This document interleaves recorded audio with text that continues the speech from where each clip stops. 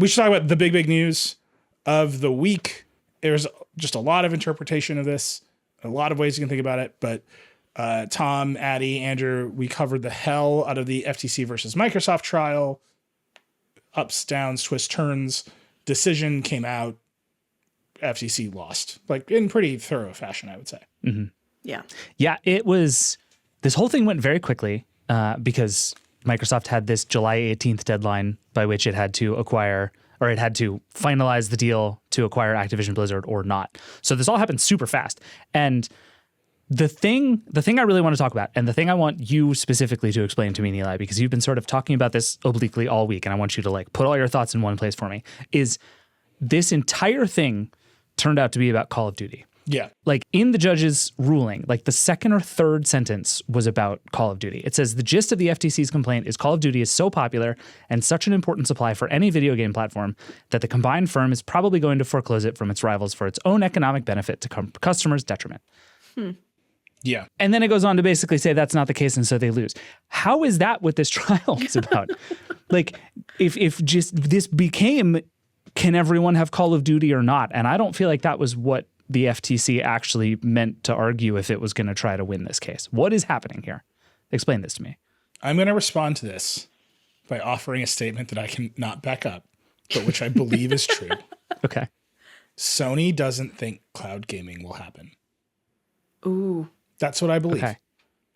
I don't know if that's true. I don't know if inside of Sony there's some, we've reported on, and Sean Hollister has reported on, the hires that Sony has listed to build a new cloud gaming service, and they've had their fits and starts and whatever. They've got this weird handheld that only runs over Wi-Fi.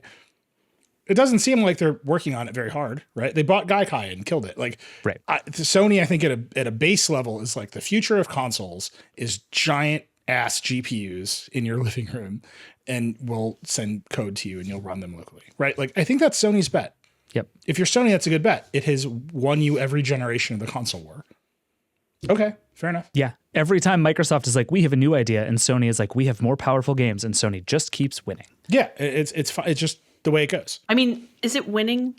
Yeah, it is winning this time. I forgot it's not the PS3. It is winning. Microsoft's point of view, and I've had Phil Spencer on Decoder, and he has said this out loud. I think he said at trial, I was like, look, the console market is shrinking. We're losing to mobile. So winning this ever smaller slice of the pie is not the point. And he has said to me, and he said to the court, Call of Duty is not the point of this acquisition. The point of this acquisition in the present is like Candy Crush, the King, which Activision also owns, that makes a ton of money on mobile games. The point of this acquisition is building a library for our cloud gaming future, which, hey, we own Azure. This is a great business for us to be in. We've got all these ideas about cloud gaming. One day we'll solve the Apple problem and ship a Xbox cloud gaming app on the phone. And so you're like, that's why they're doing it. And so if you're the FTC, I think they kind of got baited by both Microsoft and Sony into endlessly talking about Call of Duty. Because what Sony wants is Call of Duty. So Sony's version of this is we don't care about any of the rest of this. We just want some kind of assurance that we're going to keep getting Call of Duty. Right. This is the only game that Activision makes that Sony gives a shit about. Right. Apparently, they haven't talked about any others. They don't care about Diablo 4. It's a shame. They don't care about Diablo. They don't care about Starfield. Like all this other stuff Microsoft makes. Like they have a lot of exclusives. Right. And the numbers we've heard are insane and back that up, right? Like the numbers that came up about the huge percentage of people who only play Call of Duty and the billions of dollars in revenue that means to Sony every single year. Like you can see why. But yeah, again, to your point, like this actually should not have been a lawsuit about Call of Duty because no one was actually in disagreement about Call of Duty. If you're saying we're worried about this and your opponent is like, here you go, like over and over again, it's like, here you go. You want it on the Switch? What's some no-name third-rate game streaming service? Like Crackle. We'll put Call of Duty on Crackle. Anything you want. Call of Duty wherever you want it, right? Microsoft's been saying this around the world. And, you know, the court, in its opinion, said this is one of the biggest deals in the world. It deserves scrutiny. It got a lot of scrutiny. This is fine.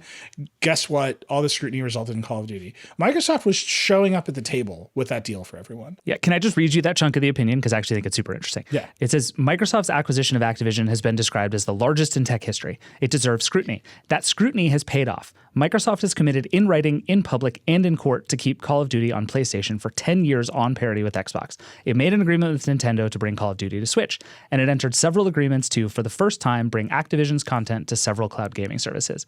And then it's basically the implication there is like, and we're done here. Yeah.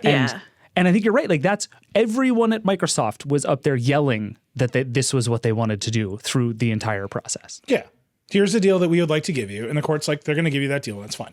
I just think that there's something in there that's like, everyone wants to pile on the FTC for losing this case. And you should. I think they did a bad job. I think they got distracted into this Call of Duty sideshow, right? And it's because Sony wanted this deal. So like Sony is screaming, like, give us Call of Duty. And the FTC is like, all right, that's our way in. Like this other big company is mad about it. And like, we'll find some anti-competitive stuff. And then you've got Sony's own executives in emails in evidence being like, I'm not so worried about this. Yeah. Whatever. But then you look around the world, right? It's still not done in the UK. And the UK is like focused on cloud gaming. You look at the EU, which focused on cloud gaming and Call of Duty and got Call of Duty and said, all right, we'll see if the Americans can do this. It's not that the FTC shouldn't have done this scrutiny. Every other big regulatory body applied the same level of scrutiny and is getting various kinds of deals. I think what people are looking at is the FTC lost this case in court and they've lost some other cases. And you're like, maybe they're just always going to lose and they should never try. And that to me is the mistake. And it's a mistake for two reasons. One, the court itself is saying, look at what this scrutiny got you. It got you Call of Duty. Right. If Microsoft wasn't anticipating the scrutiny, they wouldn't have started with, we'll give you Call of Duty. They would have started with, we're going to make Call of Duty exclusive like they did with their other games. So weird, right? Like that's just a weird thing to be like, if you take away the threat, they'll still behave. I don't believe that. Then there's the second thing, which is like very, very, very wonky, but the Lena Khan project at the FTC, and Lena Khan has been on this show before she was the chairperson of the FTC. You can go listen to her. Her project is that the antitrust laws of this country are bad. Right, that they were reinterpreted in the 80s by Robert Bork and Ronald Reagan, all this stuff, and that we got to a place where we no longer think about competition, we just measure prices. And that has led to all kinds of bad effects. And I think that is true. It's true for a variety of reasons. And her project is to go get the courts or Congress or someone to reset antitrust law. And there's two ways to do it. One, you create a lot of political capital, you make a lot of angry people, so that Congress does something. So Amy Klobuchar and Elizabeth Warren and Ken Buck, who's a Republican, who's on that committee, can pass this antitrust bill that they've had in their back pocket forever, right? Saying, look, this wasn't the right outcome under the existing law. Here's a new law. Or you take it up to the appeals court and say, the way we've been applying this law for ages is inappropriate because of these effects and this thing. We want you to write a new precedent. And then you take that to the Supreme Court, which I would just point out, this particular Supreme Court is like, new precedent, here you go. Like they're just into it. So she's just playing a long game. I think she's played the early innings of that long game kind of stupidly. Like candidly, I think she has done a bad job at these things. She certainly has not explained that she is playing a long game. Right. And you would think it would help to have some kind of like small wins along the way to prove that like we are stepping in the right direction. And instead it's just like, I'm going to lose aggressively and then I'm going to win. And that gets harder, I think. Could she have ever won this case? Because like even the deal for the Sony deal, that's only 10 years. Call of Duty's been around for what, more than 20? It's been a huge thing for more than 20 years. So nothing's to stop Microsoft 10 years from now from just saying, okay, that's it, exclusive. Yeah, but we'll all be dead then. There'll be like a new generation of dancing teens on a different platform and like whatever. Even that felt kind of anti-competitive to me, and the court saying, no, this is fine. Like, was there any hope of winning this case if she'd gone after the other stuff, if she hadn't gone after Call of Duty? I don't know. I think we just won't know. I think that the Call of Duty stuff was just such a distraction. And somehow we ended up talking about it. And I just will point you. Phil Spencer on Decoder is like, this deal is not about Call of Duty. Who wants it? Do you want to? Well, we're going to run Call of Duty in an iframe on Verge.com, like 10 years. So he'll write that deal with us tomorrow. fine. As long as you're paying $70 a pop for Call of Duty, it's a great business. They're not going to change it. Right. This thing is about, okay, how do we create a new paradigm for games that ends the console era and creates new market share? And that's why we end up talking about like the Switch and all this other stuff, right? Like, okay, and maybe they should have a big library of exclusives to do it. But you just see how with every other kind of streaming media, that cycle is bad for consumers. It leads to less choices. It leads to less content, and it leads to higher prices. Like, just look at the streaming television industry. Yep. Not everything is on every service. All the prices are completely insane, and the apps are not good. And you're like, is that how you want this to go? Like, shouldn't we make sure there's like a lot of competition here, a lot of like developers across these services, so they have to compete for our dollars with quality, as opposed to competing for dollars with content that comes and goes? Like, that's the thing I'm worried about. My question is, why didn't the judge see that? Because they made that case. Like, during the thing, they maybe didn't hammer on it the same as Call of Duty. David's got the opinion. If you look at the opinion where the judge deals with cloud gaming, she's kind of like, I don't know, this seems weird. We're not. Yeah, like that's my thing is like, how could she have won if the judge doesn't even like understand cloud gaming, right? Like, if the judge is kind of being a dumbass. Wait, Alex. Wait, I realize I've been very strident, but I think if we get to a place where like, how can the American legal system not understand cloud gaming? We might have already lost. Right. That's true. But if her strategy is to overturn antitrust law at a higher court, they're going to have to understand cloud gaming, right? Like, they're going to have to understand this stuff. And if we can't get this judge to understand it, how are we going to get the next judge to understand it? But this is where we come back to, I feel like so many of these fights and trials end up coming down to market size definitions. And this was the case again, right? They had this giant fight over, is Nintendo a genuine competitor to Sony and Microsoft? And is the cloud an actual threat to the console world? And I think in that case, if Sony is in the ear of the FTC, being the one sort of explaining the other side of this fight, and Sony is out here saying, yeah, we're not that worried about cloud gaming, it's fine, then I can see how you would sort of write it off as like a lark that Microsoft is on. And Microsoft has been on many larks that have not worked out. And so I think Microsoft is also sitting there saying cloud gaming is like cool and fine, but we don't really care about it. Like, they spent so much time. They tell investors it's the future. They tell the world it's the future. They talk a ton about it. And then they sit on the stand and say, oh, we've pretty much paused all of our cloud gaming stuff. We don't care about it all that much. Is that like where the screw up happened for Colin? Like, is that where her team screwed up, is they didn't try to explain the actual technology stuff in a way that the judge could grasp? No, I think the screw up happened that Sony basically was like, we're the competitor and we will be harmed, and the judge will understand us, Sony, saying this is anti-competitive, and then they fell down the rabbit hole of Call of Duty. Yeah, I think that's right. The one I'll compare it to, and this is really interesting, Antitrust is broken. So right. This is so long. Just go with me on this. This is what's a vertical merger, right? Where you buy the next company up and down the stack from you. So Microsoft needs games. It buys games. They're not direct competitor. It's a vertical merger. Microsoft bought Sony. That'd be a horizontal merger, right? They're direct competitors. Vertical mergers like never get challenged. There hasn't been one in like 40 years. The last one that challenged was AT&T Time Warner by the Trump administration. It's the answer to every antitrust trivia question in like the best way. Yeah. It's like very good. Terrible. It's a very good. So this opinion like has to cite the most recent precedent.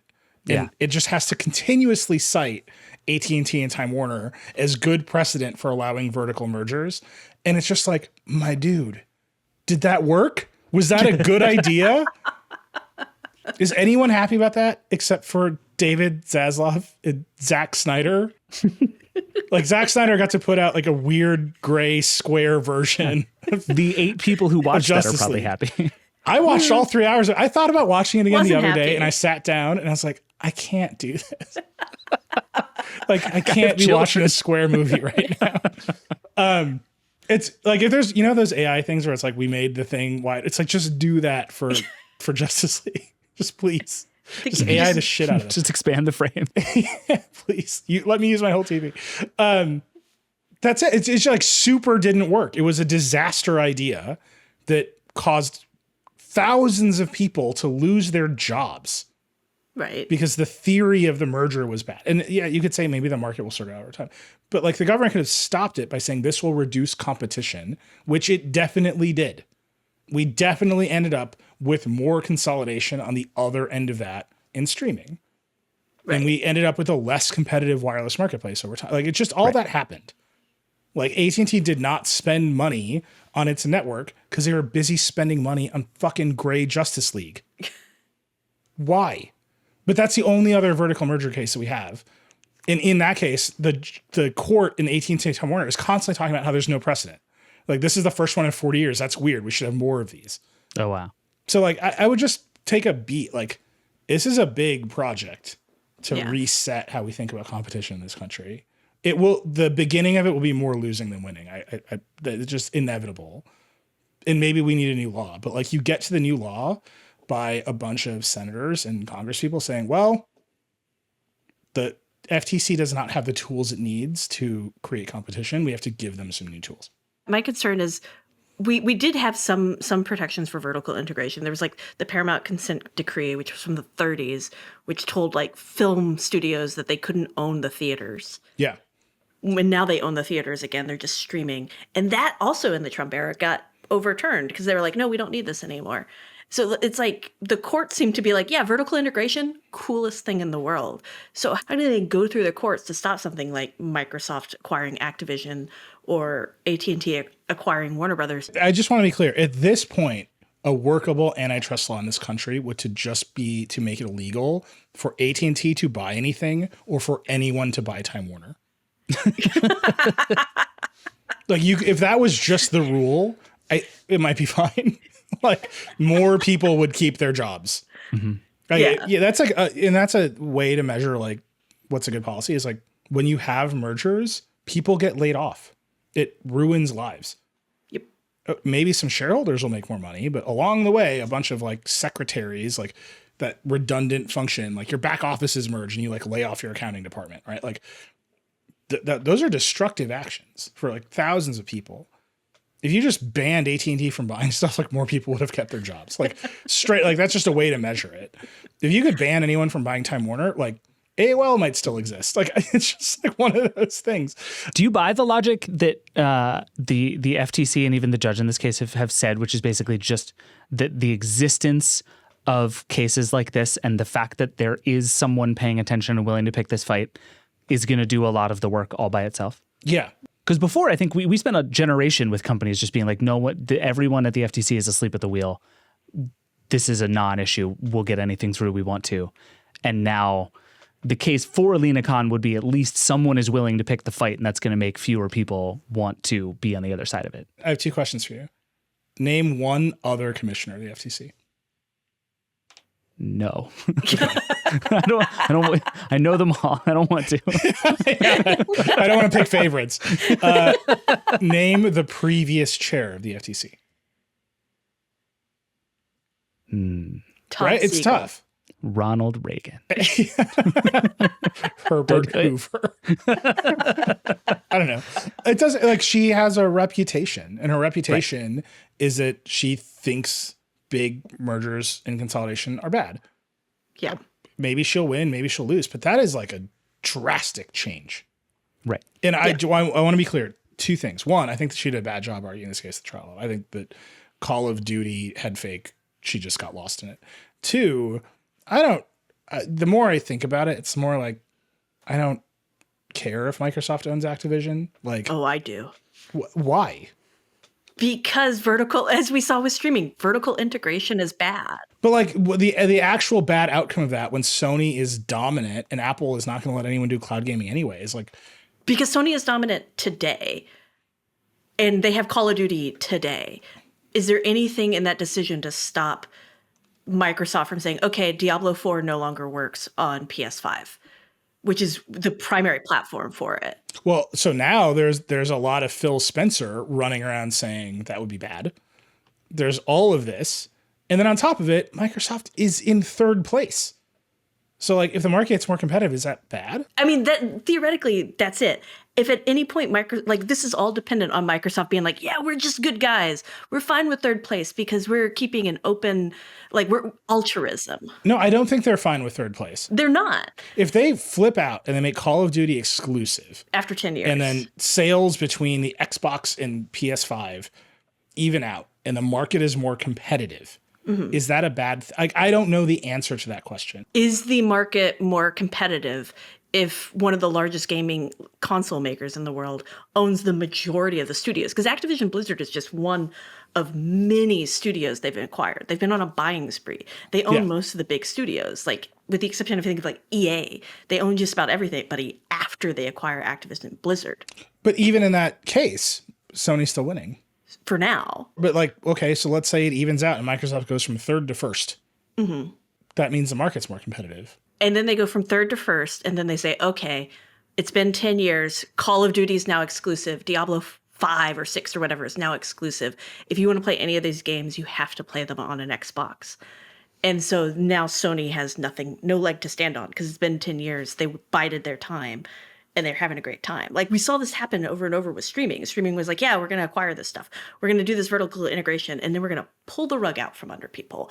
And because it's financially expedient for us.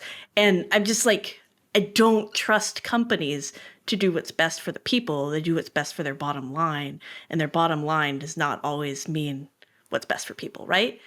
Well, right now it's working for Microsoft. Yeah, I don't think we're agreeing. I'm just saying that instinct to do what's best for your bottom line is usually tempered by competition in the market. You only have two choices. Like either I can set prices for every product in America, vote Patel, I'll be a great and benevolent king, or you can have like actual market competition that people can vote with their dollars. And right now you kind of don't, right? And I think that's the thing that I'm getting at is Microsoft is so far behind that if you want a new console, you kind of end up buying a PS5. Because they have exclusives. Sure, but if Microsoft flips it, that's why it's doing better. Is because it's got Naughty Dog, and now Microsoft owns everybody that's not Naughty Dog. But that's market competition. Like if Sony sits on its ass for 10 years, and then Call of Duty goes away, and they're like, "Whoops, Microsoft!" Like that is their fault. Like Sony is also a multi-billion-dollar self-interest company, and that's all I'm getting at. Is like, the harms here are hard to see, and they're definitely more pronounced in cloud gaming, and the FTC kind of blew it. But the bigger project of the FTC is to say, like, any antitrust enforcement is good, and the laws should change. And I think everyone is kind of missing that second turn, that they were always walking into a loss because the law does not support their Lena Khan's theories for how this should work. And again, you can go listen to her on this show before she worked at the FTC talking about her theories. And it's basically like this kind of consolidation creates a ton of bad outcomes for consumers that aren't just measured in raw prices. Right. So in that case, it sounds like what you're saying is it's not so much the loss that's the problem. It's the fact that the FTC allowed itself to fall down this distraction of Call of Duty being the problem that is actually the thing that's going to pull it away from getting to where it was trying to go. Yeah, I think that's right. Okay. Okay. But at least we get Call of Duty. Call of Duty on the Switch. Yeah. Hooray. Animated. It's like Call of Duty, but you're Yoshi. I think a real problem for me is that I do not play Call of Duty. So it's like, whatever, you can have it. Phil, if you're listening, I want to run it on the homepage. Okay. We'll sign the deal. 10 years of Call of Duty at theverge.com.